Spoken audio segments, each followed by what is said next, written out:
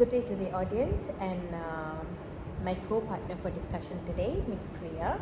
So on today's show, Grammar Matters, we delve into pressing issues in teaching and learning of English grammar. So today we are tackling a crucial topic of the level of proficiency among primary pupils in SK school in Malaysia. So joining me today here is Miss PRIYAH. She is one of the expertise from the Educational Ministry who is expert in the language division. So welcome to the show, Miss PRIYAH. How are you doing? Right, I'm fine, and thank you for having me here, and it's a big honor and privilege, I would say, to join Miss Hema to talk about, to indulge more about our topic for today, right? Okay, anyways, so now getting back into our discussion, today we are going to dive in and dissect some of the biggest challenges among our peoples, particularly in Malaysian primary school. So do you mind to share on what are the challenges do you think are the major issues that you have observed regarding English grammar proficiency among primary pupils in SK? Alright, so that's a good question, right, to be discussed today, right? And I think one of the biggest challenges in our primary schools, right? So we have a different level of proficiency, right? So in a classroom, we might have different level of proficiency. We might not get the same, students, right? And I think this issue definitely creates difficulties in grammar teaching, right? So especially here, teachers, when they find it difficult when they try to meet the learning standard for the students, right? And I will definitely highlight this issue, right? Because it gives impact on the learning outcome, right? Okay, so different proficiency levels, some even struggle with basic sentence structure, like for example, like our student, they struggle saying, like, instead of he goes to school, people, students with low proficiency level, they will say he go to school. Okay, and some students, they might be very good in grammar, and they feel some lesson might be repetitive and a little unchallenging for them, right? So yeah, I feel this is one of the biggest challenge that teachers face in teaching grammar in the classroom. So what is your call on this, Miss Hema? What do you think? Oh, well, before I get into my call, I think I totally agree with what Ms. PRIYAH have uttered just now. Truly undeniable. Well, certainly on my part, point of view, I think the limited exposure of what do we say, that the grammar content outside of the classroom circumference is one of the crucial issues that I think our peoples have been facing. This is because majority of our peoples are from the background, or they are from the non-English speaking household, in which it significantly limited their opportunities to practice and use the language in their daily life. Yes, I think certainly, because some students, they come from a different background, right? A diverse kind of background over there. Yes, and majorly, of course, we give importance to our mother tongue. So the usage of English as second language, majorly in our country, could be a restriction reason for why our peoples had this limited exposure to the grammar content itself. So Ms. PRIYAH, what do you think could be the possible impact of this issue? Okay, so like how I have mentioned earlier, okay, so this proficiency gap has a significant impact on the learning outcomes itself, right? So most importantly, for the low proficiency students here, they often feel frustrated. At times they might feel embarrassed when they make mistakes, and lack of confidence, right?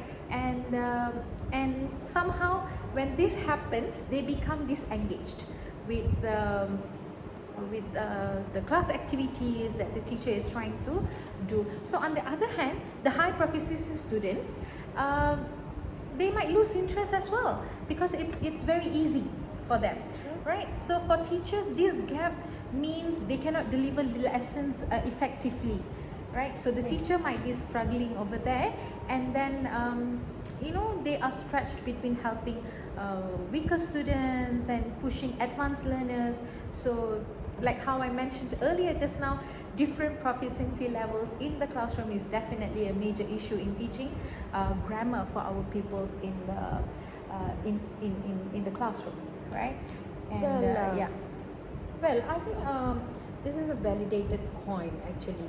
At a certain point of period, this really applies, and it seems to be a very significant impact that has been going through by our pupils especially, and also the teachers undeniably. Okay, based on my point of view, I think the lack of exposure to the language acquisition and a weaker grasp of the grammar content, I think people often struggle to apply this knowledge of what they're learning in classroom in their real life situations. So actually this somehow affects their confidence and motivation to use the language despite of their classroom context, despite of the context of ESL classroom.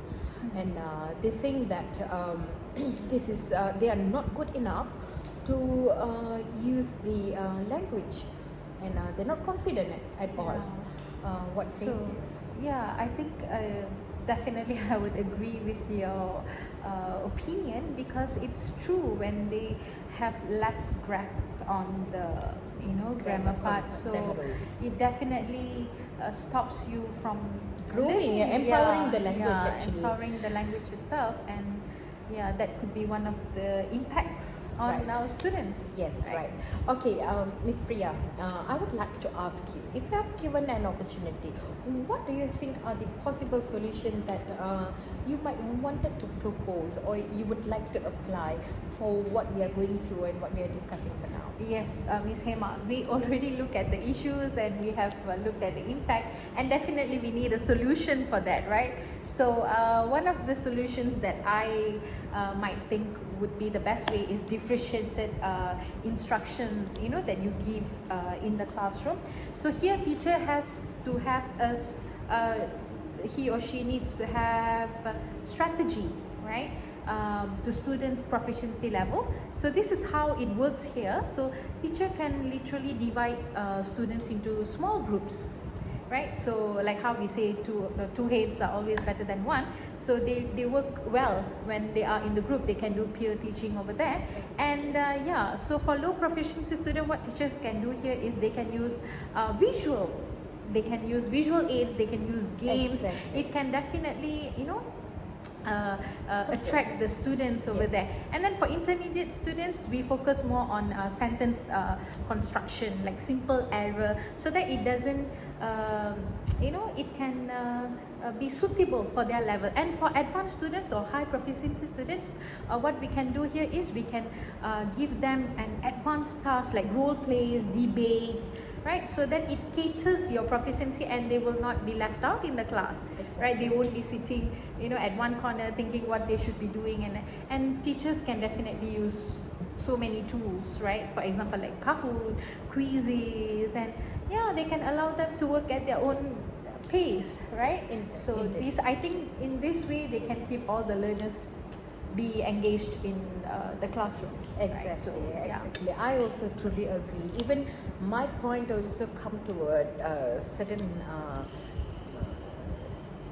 confirmation that actually the teacher they play a crucial role here, in which they must constantly find a innovative way to make the grammar lessons engaging enough for our students, like especially for grammars, right? It has to be really engaging. Like what Miss Priya mentioned just now, teachers have to make sure by incorporating visual aids and then interactive online games or even real life scenarios. This somehow will help the pupils to grow their language proficiency as well as their grammar content as well.